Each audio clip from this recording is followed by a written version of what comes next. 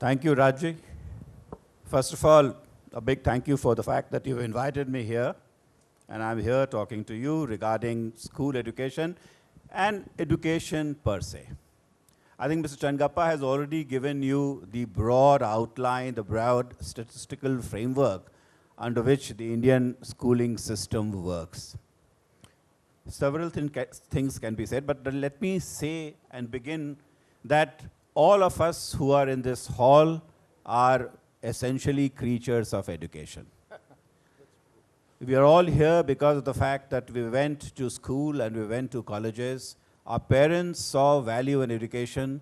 They invested their time and money in education.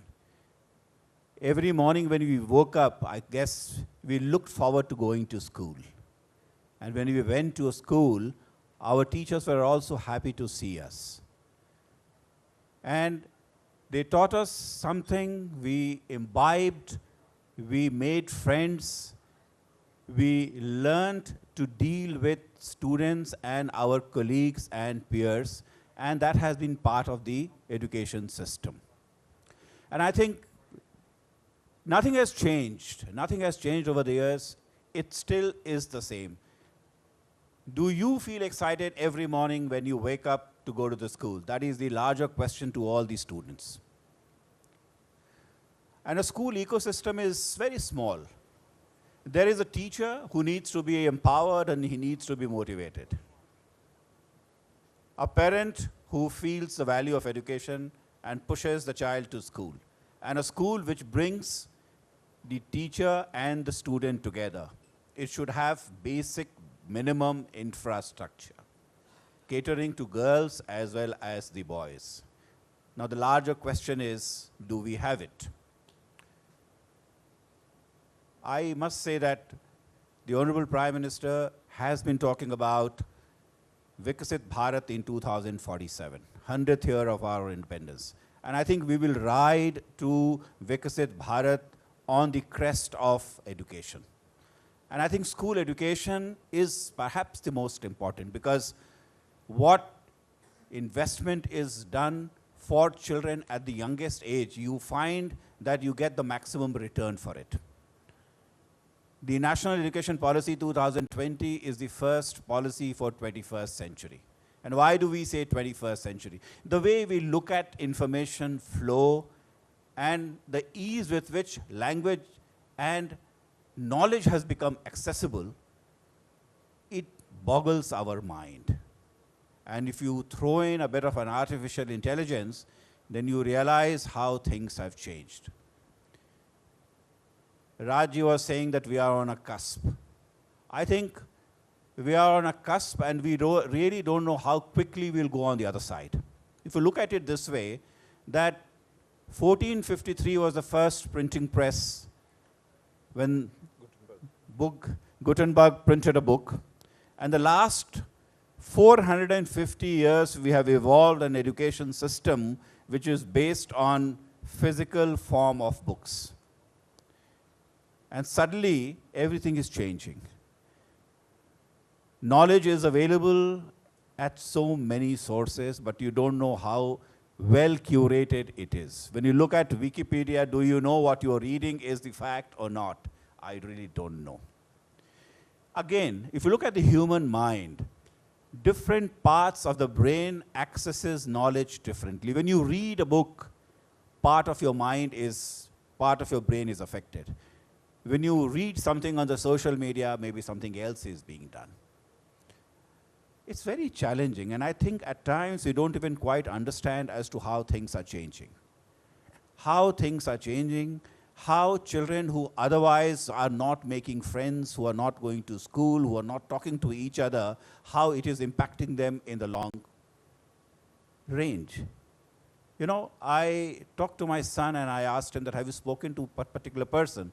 He says, Dad, I have WhatsApped him. Communication is changing. And in this change of communication, are we learning adequately and are we learning appropriately is the larger question I'm leaving for all of you.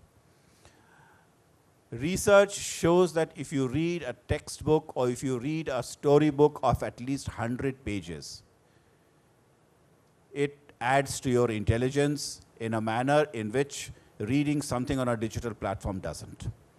I guess a lot of it is not very clear, but let me come back to the education part. The expected year of schooling in India today is about 12.6 years. What does that mean? It means that if you are born today, how many years of schooling are you expected to have? It includes higher education too. So it's 12.6. Most of the developed countries have it at 18. Every additional year of schooling you do, it adds 0.37% to the GDP and leads to a 10% increase in productivity. Wow. So look at the kind of advantage we have as of now. From 12.6, we need to traverse the journey to 18, but we need to do it quickly. We need to do it quickly, maybe in the next 1 decade. The national education policy lays down the foundation for that. It says that by 2030, the GR for secondary education should be 100%. Rajji was giving you some figures. So children who went to school in 2011-12, today would be in class 12th. How many of them are there in school today in class 12th? Only 44. 44%, and this is what we call the retention rate, which is a little different from the GER. So for every 100 child who is in there in class 1, 75 are in class 10, and 56 are in class 12. So this is a challenge for us as to how do I ensure that every child does 12 years of 15 years of schooling. Because NEP says 5 plus 3 plus 3 plus 4. Come back to the first 5 part of it. Research shows that most of the brain development takes place by the time a child is 8 years. And this, we talk about ECCE. That is the 0 to 8 years part. 0 to 3 years, you are at home. 3, you are expected to come to a pre-primary school. So, and before you come to class 1 at the age of 6, you are expected to have 3 years of pre-primary. And I think there's a great challenge there. These children need to go to a Anganwadi center. They need to go to a school which has pre-primary class, but then you must invest 3 years there. I think a great challenge lies in front of us. Then, after you have done 5 years, then we need to test as to whether or not you have picked up the foundational literacy and numeracy skills or not. Raj was mentioning that we find that our language skills are not up to the mark. And many children in class 5 are not being able to do a division which you should actually be able to do it in class 2. That's a challenge for us. Our education system, the way it has evolved, it pays a lot of premium on learning by rote. And understanding, if it comes, well and good. If it doesn't also, then you're still happy with it because you're still getting your marks in your exams. This needs to change, and experiential learning must be brought in. And the larger question is, how do we do it? And I often say that assessment holds the key. Most of us learn based on the way we are assessed. So if our assessment pattern changes, then we will start learning in the right way. And NEP talks about experiential learning. It also talks about the fact that there should not be any hardcore separation between subjects, humanities, science,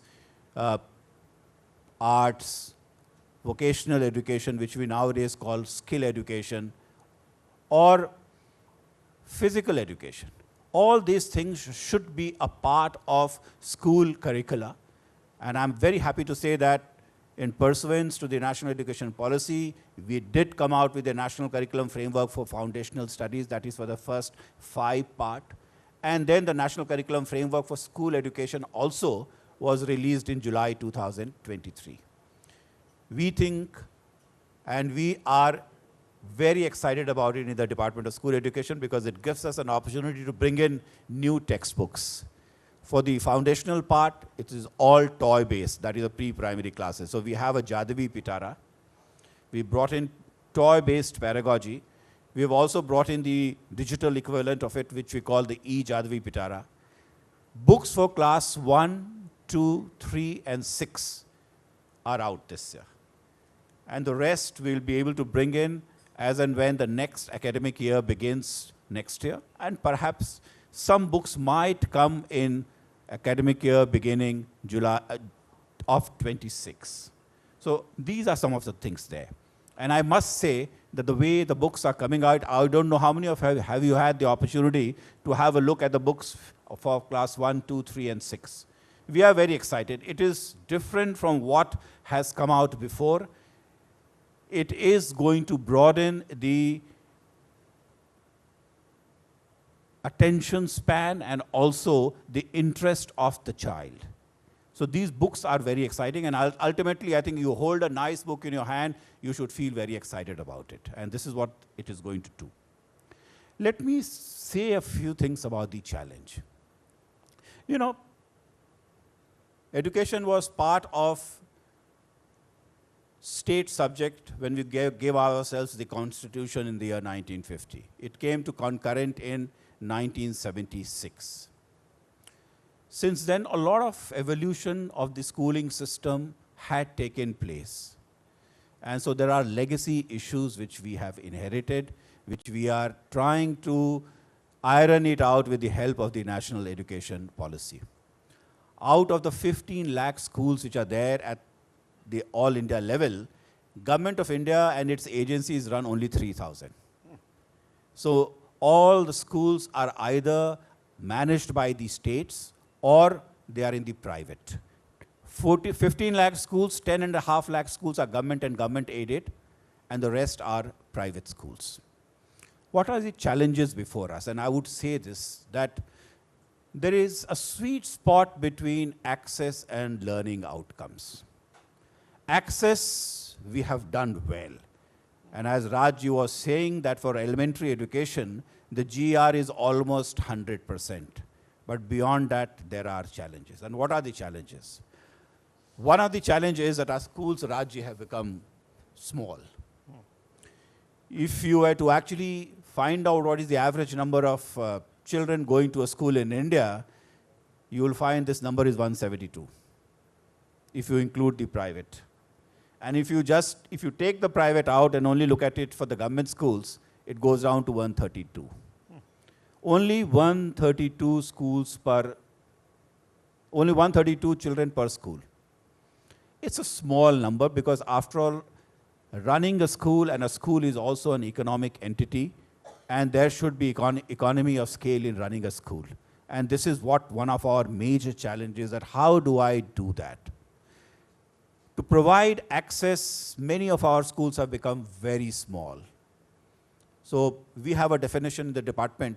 We say that any school which has less than 50 enrollment is a small school. 4.5 lakh schools in India are small schools, where less than 50 children are enrolled. We need to take up this number. If I were to give you a number, India sends 25 crore children to 15 lakh schools. China sends 29 crore children to 5 lakh schools. Their schools are 3 times larger. Wow. Average number of students in a school in China is about 500. So is that in the United States of America. In Israel, I was looking at the data, it is 461. We are at 172, or for government this is 1. So we need to bring in economy of scale, and the national education policy says that you should start looking at clustering of schools. Can you bring in larger clusters where you have larger number of people? You know, we are running 10 types of schools, Rajji. And what do I mean by saying that we are running 10 types of schools? There is a school which is 1 to 5. Then there's a school 1 to 8, 1 to 10, 1 to 12. Then there are schools from 6 to 12, 11, 12th, 9 to 12th. Now imagine that you are a child and you take admission in class 1. After class 5, you are told to go to a different geography, a different school. So we did a little bit of number crunching, and we found that almost 75% of children who are going to do class 12th they require more than 3 admissions in their that many number of years. It gives an opportunity for children to drop out, and that is one of the major challenges we are facing, and we are working with the states, and we are telling them that, look, you need to have a look at it, increase the size of the school, create more number of seats in secondary and higher secondary classes, so children can do class 12th preferably on 1 admission, and that percentage as of now is 5%.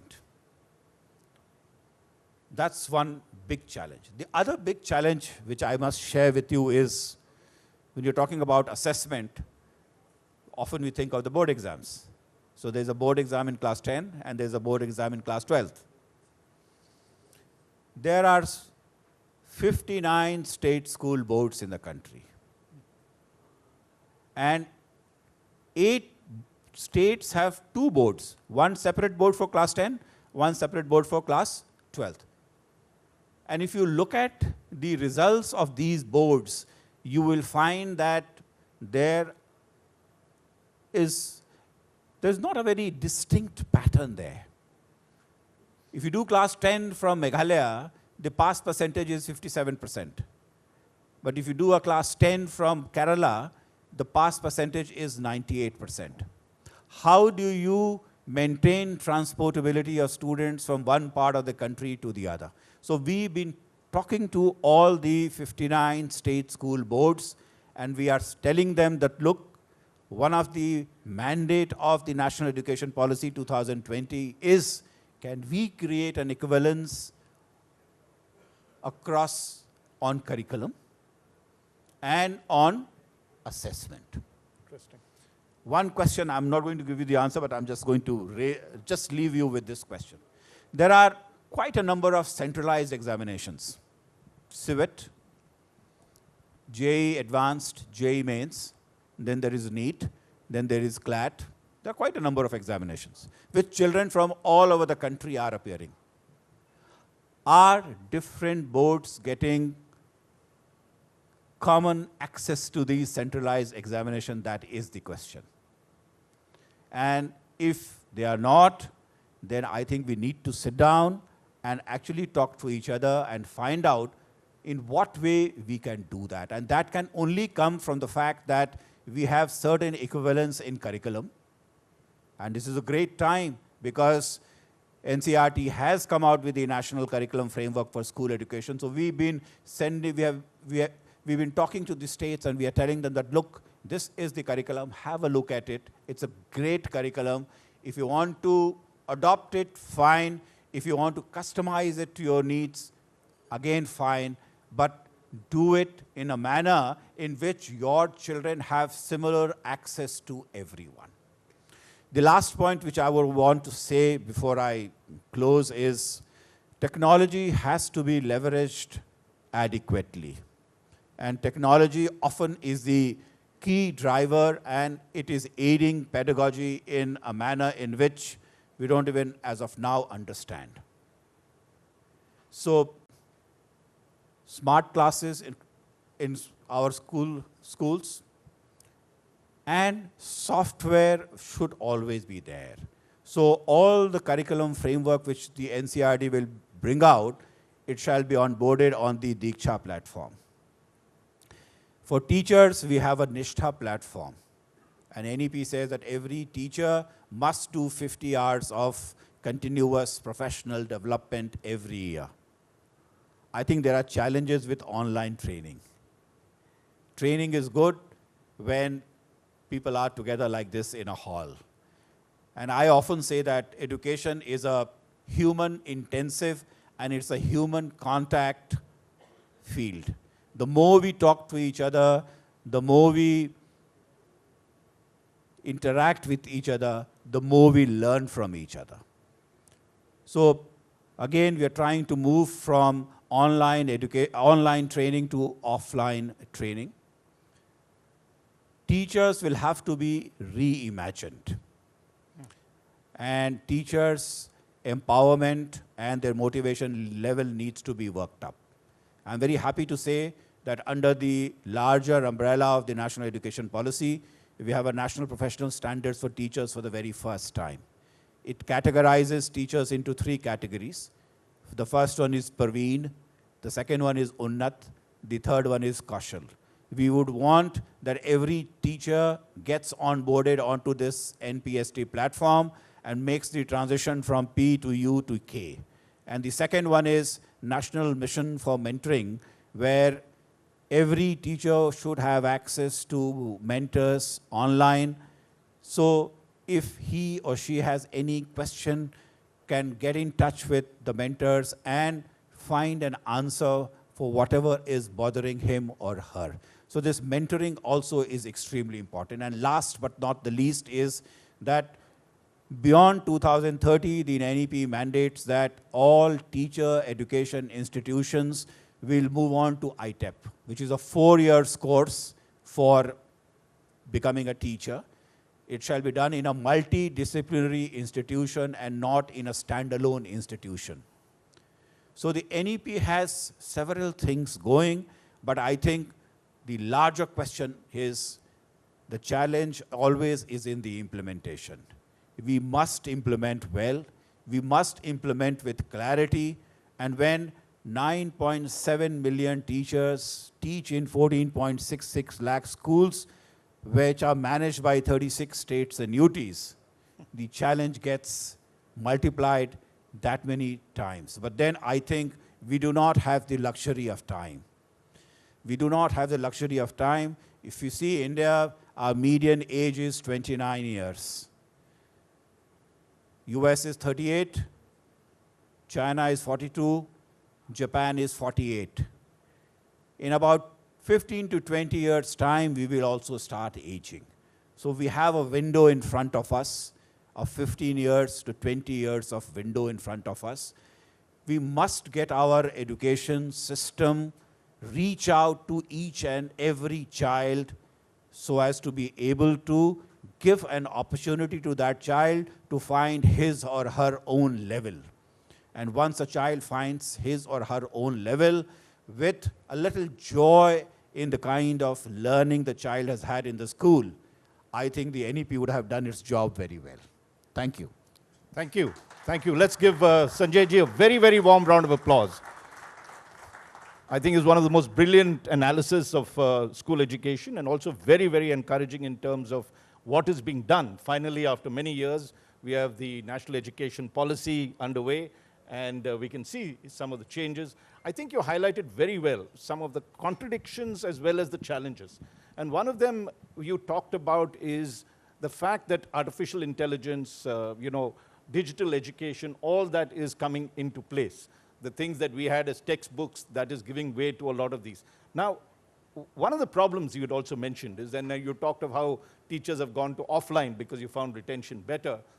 This is a challenge where how does one deal with this particular problem? Because you do need to leverage technology. So what level of technology do you want in schools?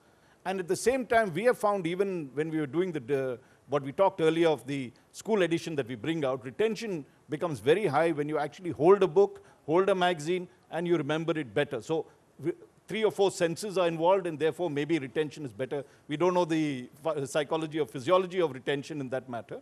So how does one leverage technology, but at the same time be careful that you're not affecting pedagogy and also learning processes? I mean, I think there is a need to keep our children away from social media the way it has captured us. Writing in 280 letters on Twitter or on X and having a thought on that is very good. But it also limits your imagination to that 280 only. You need to have larger imagination, and print gives you an opportunity to do that. And I think world across you will see, I don't think so there are very simple answers, but in many schools across the world you will find that there is a ration for social media.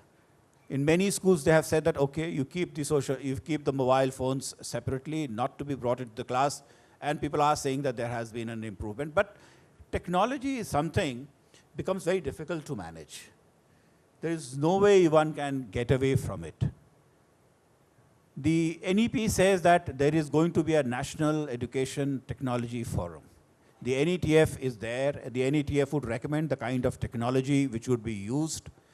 I mean, I would put it this way. I am a teacher. Technology can come to my aid to make me a better teacher. So I'm teaching, let's say I'm teaching biology in class 8. I go to a class, I have access to a smart classroom.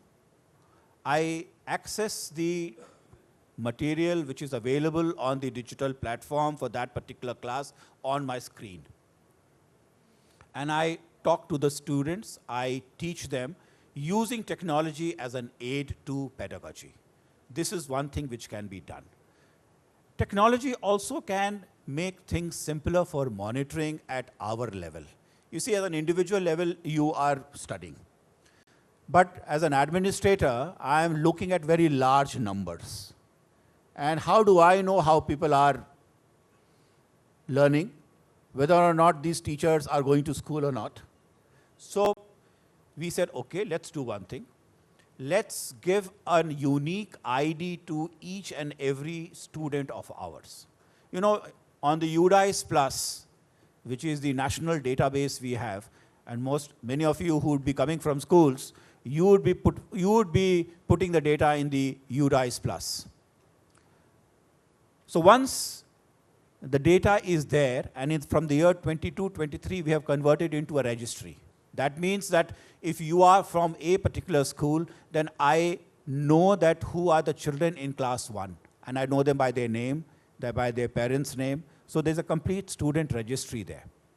This system generates what we call a PEN, Permanent Education Number. It gives every child an 11-digit number. What we have done is that to that 11-digit, we have added a 12th digit. And we say that this is what unique ID for that particular child is going to be. And we call it APAR ID. I don't know how many of you have heard of APAR ID? Automated Permanent Academic Account Registry. So every child has a APAR ID. And then we are convincing and we are talking to these students that, look, having this APAR ID is not adequate. You need to take this APAR ID and you have to link it up with your Aadhaar. And once you link it up with your Aadhaar, with the consent of the parents, because most children in school are less than 18, then you get access to a DG locker, an academic bank of credit. And that is one place where you can push all your data in. First thing you can do is to push your birth certificate there. If you change schools, then transfer certificates you can be put there. If you're going to do skill education, physical education, and other things, and you are earning credits under the National Credit Framework, then your credits can be pushed there. Most boards in class 10th and 12th, they are pushing the results again into these DG lockers. CBSE, every year when the results come out, you have a DG locker, your reports, your results are pushed into that DG locker. Then there is a Vidya Samiksha Kendra, where we link up this unique ID with your daily attendance. The teachers also have this unique ID. Their daily attendance also gets monitored. And every exam you write, the results of that also gets pushed onto this DigiLocker of yours. So supposing I am an administrator, Raji, and I want to know that how many children in a particular state are not doing well in mathematics, I should be able to access it. I should be able to access it. And research shows that if you are looking at dropouts, children who are not doing well in mathematics are the first ones to be dropping out of the system. So if you have a gross information about children who are not doing well in mathematics in different schools of the state, then you can ask the teachers that, look, these are the children who need to be looked at the first time. The second point I want to say is that supposing you move from A state to B state and you get a transfer certificate. If I put in that APAR ID, then I should be able to trace that child somewhere in the country. And if that child is not there, then maybe I should start looking at that child as to where that child has gone. So this unique ID is going to give an opportunity for every child to have a DigiLocker for himself or herself, and also for the administrator a chance to track that child to ensure that child remains in the schooling system. Phenomenal. So this we are working out, and we've been talking to the states, we've been talking to the parents. As of now, we are doing a pilot in the Kendriya Vidyalaya school. And I am absolutely convinced that in a couple of years' time, every child's Apar ID would get linked with their Aadhaar, and we should be able to manage their movement all across the schooling system. Excellent. I think I haven't heard much of this before, but this is really wonderful progress. We do have to look at privacy concerns, because if you had failures, you don't want to be shown up. So there's something that we need to look at. And the statistics should not be misused for other purposes. But the usefulness of a DigiLocker is very apparent, because all of us who've studied very long back, I know my wife the other day said, "Can you get my degree certificate?" And I said, you know, I don't even know where it's left. Whereas here you would have this as a record, you don't have to worry about it. So technology in that sense enables. And the other point that you made is the ability to bring classes, the smart class. And there I think the quality, and that's something we need to talk about, is how do you get the right quality that gives the student the interest in learning, but at the same time doesn't become a crutch or dissuades learning, as we might see that we might just take the textbook and put it on the screen and call it digital learning, which is as bad. You're not able to learn. Just one example that I could give was that I'd studied the Indus Valley in school, like all of us did. And if you remember the Great Bath, the Mohenjo-daro was like a sepia-tone photograph with that large thing. When I actually got an opportunity as a journalist to go there, actually interview Zardari, Asif Ali Zardari, I went to Mohenjo-daro. You have to land at Mohenjo-daro to do this. And the revelation of seeing that stayed in my mind more than anything else. So maybe technology has an ability to bring 3D or whatever as we get, the technology becomes cheaper and cheaper, brings things that you'd never seen. So history becomes more interesting, physics becomes more interesting. That's a huge debate by itself. But I want to come to what one of the fundamental issues that you talked about, which is implementation. And you had said, I mean, very, very correctly, that unless we can do all these plans, but unless it gets executed at the state level is critical. If you look at the budget this time, since we've just had the budget, union budget, and you compare the budgeted estimates that the school education department, union school education department got versus the revised estimates, which is actually how it is, there is a gap of 7,000 crores, which you have not been able to spend. Now, what is the issue? Here we keep talking of giving more money to education. You allocate more money, and you end up not spending that amount. Though even this budget, now if you look at it compared to what we had revised estimate, we look like a 12% jump. But if you compare the actual facts, you only increase by 1 to 2% because you are not able to spend that earlier amount. So what is the problem? What is the crux in that issue? I think the issue lies with capacity of the system to be able to spend money. The National Education Policy says that we should be spending 6% of public expenditure on education. And to that, private expenditure is already being done. As of now, our data shows that we are spending 4.64% of GDP on education. So there is a long way to go, more money. But then what is happening? I think there are issues of capacity, and as I told you that not only we are spending money through our schemes, which we call Samagra Shiksha, as well as Pradhan Mantri Poshan Yojana, but also states are also budgeting for education. I looked at the last 2 years' figures for all these states as well as for us. We found that for the centrally sponsored schemes, we are being able to spend about 70% of the budgeted amount. And all states combined are being able to spend about 75% of the budget. Right. So I think the first thing we need to do, if I were to go back to the finance department and ask them for a raise, they will ask me, are you being able to spend the money which you already have? So this additional capacity will have to be created to be able to spend money. And we are talking with the states. Systems are being developed so as to make this monitoring a little easier using technology. But we ideally should be able to spend money. And we should be able to spend money in time.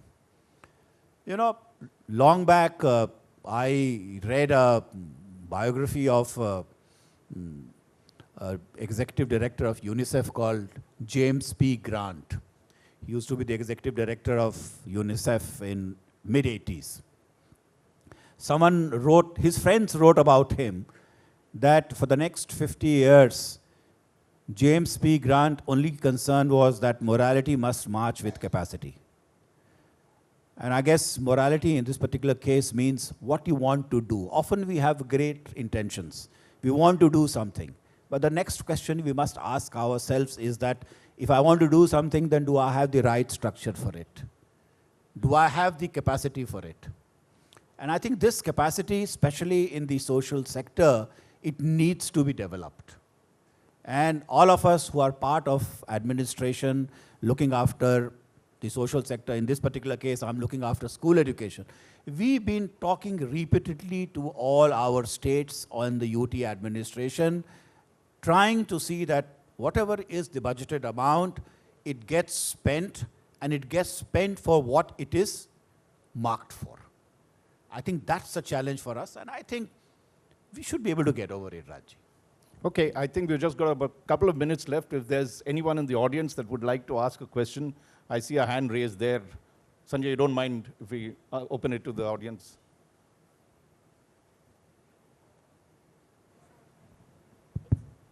Yeah, thank you very much. Secretary said, education sector is doing really great, and congratulations that you are bringing new initiatives. But one poor thing about our system is that there is no consensus on education. Sometimes education is also politicized. Now, the very basic thing is what CBSE can do under your guidance. Like NCERT has done remarkable work, means amazing work for the foundation program. Some books have been printed. Now these books will be distributed in all CBSE schools throughout the country. And the spirit of foundation education, as you said, 0 to 8 is that particular time span where the neuron development is maximum. And the spirit is that localization of education. Now when it comes to customization, then in NCERT books, the CBSE schools will not do customization.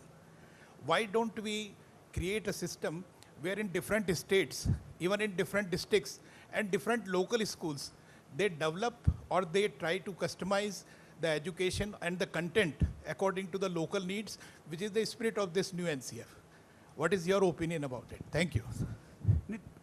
Thank you for raising this question. I think we already have an institutional mechanism to do so. So we have an NCERT at the national level, and each state has a SCRT. And SCRTs have been established with the sole aim that the state must have its own curriculum, a customized curriculum. One issue I did not talk about today is the issue of language, because the national education policy also says that you learn best in your mother tongue, and till class 5, you should study and understand things in your mother tongue. And subsequently, it also says that there is power in multilingualism. Multilingualism adds cognitive power to your brain. And when you live in a country like ours, you have to be a multilingual. But yes, the language issue is there. These SCRTs are already there, and we are working again with the states so as to ensure that each SCRT is developed into a center for excellence. So supposing the national NCERT makes the curriculum framework, the SCRT looks at it, and then it customizes it to their needs, translates it into the language of the particular state.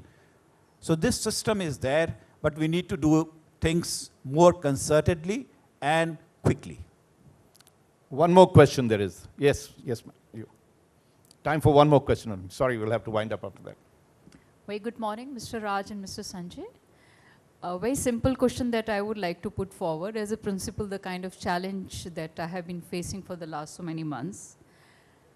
every day we receive so many circulars from CBSE and DOE with regard to so many different competitions to be organized at that very same moment. And then we get almost 20 to 25 calls from the DOE. No, we have to send the link, we have to report, we have to report. As a principal, we are supposed to focus on the academics, the quality of the academics. And they expect that out of those 220 working days where we have planned our own academic calendar, we have inter-house competitions, we have other academic competitions, how do we add on these things? So sometimes I really feel crazy that why the people sitting on the top, I'm sorry to say, why they are not looking into it. As you rightly said, that planning is okay, but the implementation, the quality of academics, the quality of value education, which we all are trying as a principal to inculcate, we are not getting time for that. And I find it very fake. As a principal, I have certain principles, and every principal has principles to be able to do justice with the students, those who are coming to school, and to be able to do justice with the parent, those who are sending their children in the school for the quality education. We are just, becoming like a machine. So I very, very strongly recommend that the way we are forcing things in a clerical manner at the level of education ministry need to be stopped, and we need to give some space to the principals and the teachers to be able to give the quality in the academics and the value education, which is lacking in the education system. Thank you, and sorry if I have hurt the sentiments of both of you.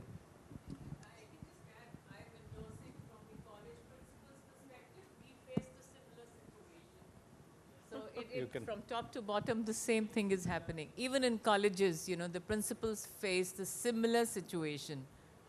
So I quite empathize with you. Raji, there's a certain sense of deja vu because I think I've heard this before also. The point which you have mentioned, I think, is very valid. I think last time a CBSE principal met me and she told me that, look, you guys have become the headmaster and I'm not the headmaster at all. So I take your point and I take it with a very large heart, not with a pinch of salt, I would say. Any institution is driven by leadership. And ultimately, it is the principal's leadership or the vice principal's leadership which makes all the difference. If you look around and if you see the life of any institution, the ups and downs have come because of leadership. One principal comes, shapes the school, shapes the institution, it becomes like nothing else before. We will be talking to you, talk back to us, but your leadership must guide you to do what you want to do. And I have absolutely no hesitation in saying, we are giving you certain suggestions, we are giving you certain advices. It has to be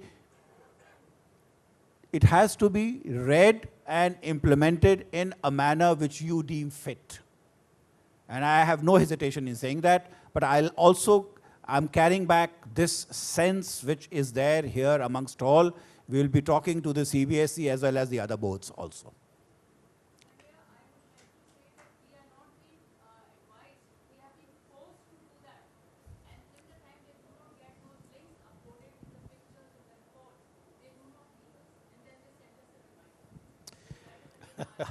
I have taken note of your concern. I shall try and do something. Can I take 1 minute and say something? The way we get tested in school education especially, it worries me no end. In life, if you have to do well, we say that you need to do teamwork. You need to talk to each other. And the way our examination system is designed, it is designed to encourage individual brilliance. So when you're writing an exam, you spread your hand like this and you make sure that whatever you're writing, no one else gets to see it. You see, you are performing as an individual. And whereas in life, you are supposed to do well in a teamwork. I think, are we doing things adequately so as to do or encourage teamwork or not? I think all assessments are with respect to individual brilliance, which is there in these schools, but for other things, we are not being ranked at all. I think there's a need to think about it, need to come together, create more peer groups, and how we do well as a community, how we do well as a group also must be encouraged and also must be devised. I'll be very happy to hear from you, not today, but I would ask CBSE to get in touch with all their principals. And once again, I would say that leaders always do what they think is right. If you have to do it in the next 2-3 hours and upload the link and all, let me have a look at it as to what we can do about it. But I take note of your concern. Thank you. Well, let's stand up and give Mr. Sanjay Kumar a very, very warm round of applause. He spoke candidly, he spoke lucidly, covered all the subjects. Sanjay Kumar, thank you very, very much for this. Thank you.